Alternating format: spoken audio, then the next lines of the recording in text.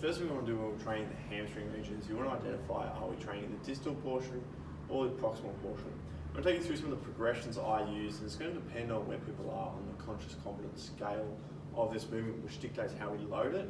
But we're going to go through proximal first, and then we'll have a look at distal elements, and we'll talk about why we don't use both at the same time. So the first thing is we want to create awareness on how the hip hinges. So the first thing I like to do is place the hands on the hips of the athlete. From here you're going to feel for the iliac crest, or the top of that hip bone. Fingers just below that, and all I'm going to ask them to do is unlock the knees, push the hips back, and feel that stretch in the back of the hamstrings. So this helps them feel the hip crease in the hip, and feel that hip hinge. From there you can progress to overhead, and that's just going to accentuate that hinge pattern. So at this point, you can identify if they're starting to lose that pattern. We'll go jousting to give feedback. So this is more of that unconscious incompetence where they're unaware of what they're feeling. The hips in contact, shoulders in contact, and head in contact. We're going to ask for that same hinge pattern. So the knees are unlocked, the hips move back, and that torso comes down. It doesn't matter which angle the arms are on. When we start to play around in here, is where do they lose contact? The most common one is going to be that lower back, and we get that flex position. Once they lose that contact with the hips, that's when we know we need to keep working on that. So we need to continue to build context around that pattern. Once we get some continuity in that pattern, we want to find ways to load it. The next best is to place the kettlebell behind the hips. And from here, we're going to use that same pattern, same cueing, and we're going to encourage that feedback with the hips pushing into the kettlebell. So arms nice and long, soft knees, push the hips back, and with that load, I should really start to get that hamstring firing up. What we can find here is the athlete doesn't feel it, they're going to flex through the spine, and their hamstrings aren't going to get any tension. So it's a really simple feedback tool for the athlete to use. Hips go back, hamstrings fire up, and they get that feedback because their hips are pushing directly back into the kettlebell, and we're getting that horizontal displacement through the hips. So it's a really good way to load the pattern while still focusing on that coordination element. That essentially ends up being the same as our RDL. So the next element we want to teach in the hip position is that concentric pull from the ground, so more building up for our deadlifts and stuff so we can build that loading in later on.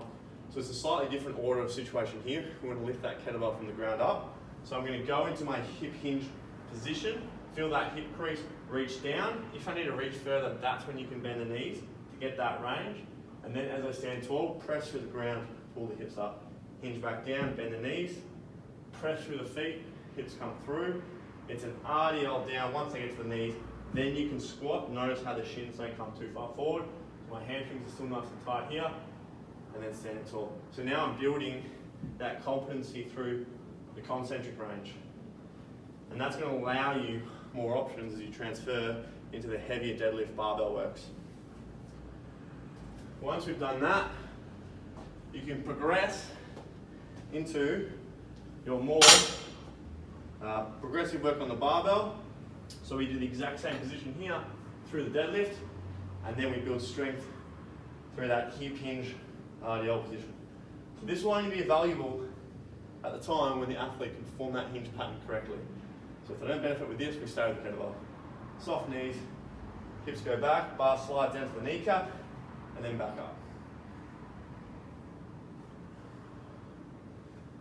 And then finally, we put it all together like I demonstrated earlier in that deadlift. Hinge down, bend down if I need, squeeze the shoulder blades back, drive through the feet, hips come through. RDL down, reset, hips up, drive through, control down. As that weight gets heavier, the other thing we want to focus on is just that breathing pattern. So hinge down, nice and tight, big breath in, and then breathe out as you come up. Soft knees, back, and down. So again, now we're looking at the distal portion of how we train the hamstring. So really important to understand, again, the hamstring is a muscle. Because it crosses over two joints, we need to make sure we train it across both joints. Because the activation patterns are different, and the tasks of different sports activities are different as well. So when we're trying to build robust, reliable, resilient athletes, it's really important that we're covering both bases. So this is simple progression patterns that I'm going to use, or that I do use with athletes when we're working on that distal portion of hamstring. Really, really critical for running-based sports, runners, For those sorts of things, we have those high ground contacts, high impacts into the ground, whether it be on court or on a field. So, like most of our patterns, we'd like to start by building isometric tolerance. And what this allows us to do, it allows us to ensure we have high recruitment capacity of the motor neurons before we start the activity. So in layman's terms, basically all the muscles do the right jobs before we start to load them. They're all switched on, they're all active.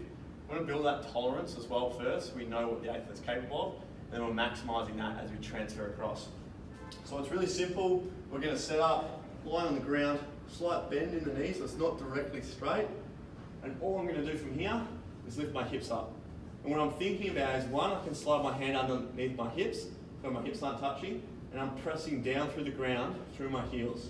And I'm holding this minimum 30 seconds, build up to 45 seconds. 45 seconds is our threshold, so once you get that, you're good. The next progression you can do to this, once you're going to do 45-second double leg, is you're going to bring one leg up and you're going to hold. Same thing, start at 30 seconds, build up to 45 seconds.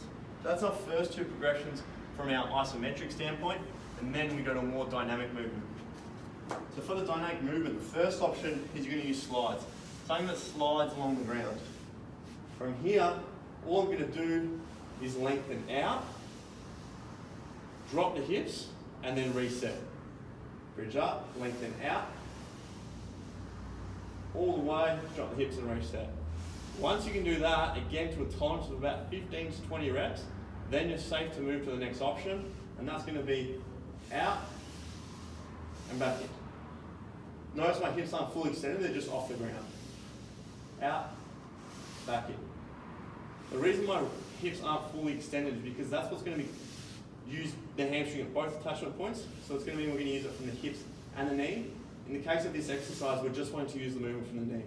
So we're trying to strengthen that hamstring from the knee. When we go into a hip extended position, which I'll demonstrate now, I'm creating what's called active insufficiency, which means my hamstring has been recruited from both points, my hips and my knees. It creates a high neural stress and it goes away from the activity we're trying to create. So if I'm trying to work on that distal tolerance and that distal resilience, then I'm going to focus on that distal resilience. When I'm doing proximal, we look more at the hip movements. Same thing again, we can progress to a single leg option. So I go up, extend it out, drop, reset. Up, extend it out, drop, reset. Up, out, drop, reset. The next progression from that would be up, out, back in, out, back in. It's a highly demanding exercise, so you take your time building up to that, progressing. If you don't have slides, another option is a piece of equipment, is a box or a bench or a seat, and we're working a similar pattern. These options are a little bit more versatile and a little bit more easy to integrate if you need before you go to something that slides on the ground. So we're starting more of a 90-degree pattern here, and it's a double leg hip lift. So I'm going to again press through the heels, bridge the hips up to the roof.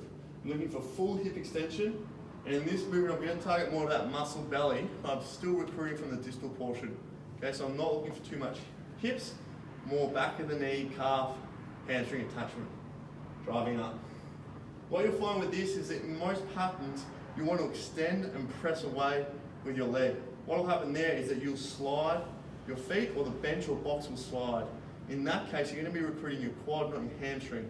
So make sure you remember to press down, and if that box is sliding, that's going to give you feedback. From there, it's quite simple. We progress to a single leg option as well. So plenty of options there. It's a great way to progress through the movements and build from an isometric standpoint, build eccentric tolerance, and then move to more dynamic progress.